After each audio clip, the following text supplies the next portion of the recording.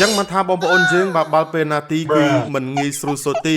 យំមិញនេះគឺឡាមេនយ៉ាម៉ាល់បានបរាជ័យបាទក្នុងការបាទសុទ្ធបាល់បាទពេណាទីបាទទៅហើយនៅក្នុងជំនួបបាទដែលបាសេឡូណាបានបរាជ័យបាទ2បាទទល់នឹង1បាទទៅលើក្រុមបាទជីរ៉ូណាបងប្អូនយើងហើយយំមិញបើយើងក៏លេចមើលអំពីបាទការប្រកួតបាទគឺល្អមើលណាស់បងប្អូនយើងបុកទៅបុកមកបាទខ្លាំងមែនទែនប៉ុន្តែបាទចុងក្រោយគឺ